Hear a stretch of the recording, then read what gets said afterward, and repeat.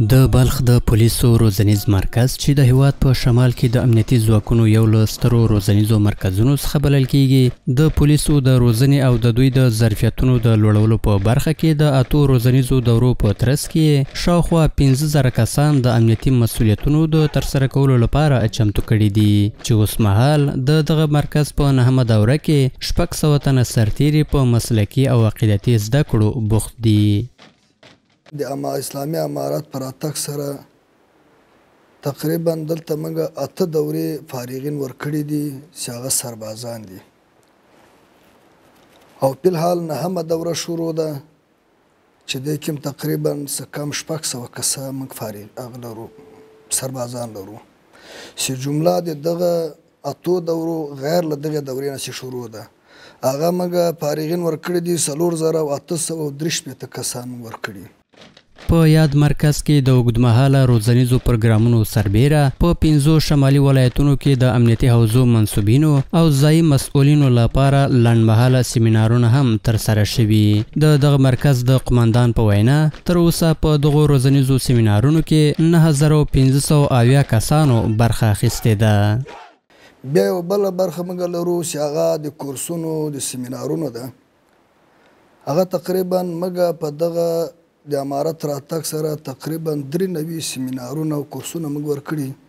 چې هغه په داخل مرکز کې هم دلته موږ دایر کړي دي. بیرون د مرکز نه په دغه مربوطه 15 ولایاتو کې هلته موږ دا سیمینارونه ورکړي دي چې جمله هغه تقریبا دغه فارغین چې موږ لرو 9500 کسه لرو. همداراز د دغه مرکز قماندان زیاتوي اسلامي امارت هوډ لري چې په هیواد کې د لا ښه امنیت د تامین او خلکو ته د غوره خدمت په موخه د امنیتي ځواکونو د روزنې بهیر ته دوام ورکړي. په ورته وخت کې نوموړی له روزل شویو سرتیرو څخه غواړي چې د امنیت په تامین او خلکو ته د خدمت په برخه کې دې له خپلو مسلکي او نظامي مهارتونو څخه کار واخلي.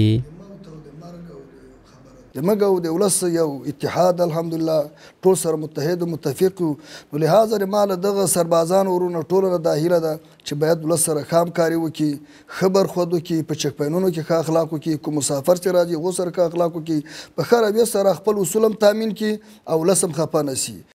باید ویل شي چې په دې مرکز کې د جوزجان، فاریاب، سمنګان، سرپل او بلخ له ولایتونو څخه امنیتي ځواکونه د روزنې په موخه جذبیږي او هغوی ته د نظامي، ارتباطي، د ماین کشفولو، جنایي، موټر چلولو او د نورو امنیتي مهارتونو په برخه کې مسلکي او عقیدتي زده کړې ورکول کیږي چې تر دې مهاله له یاد مرکز څخه په څه باندې 3 کلونو کې 14,463 تنه فارغ شوي او دمګړۍ په اړوندو ولایتونو کې د امنیتي دندو په اجرا کولو بوخت دي.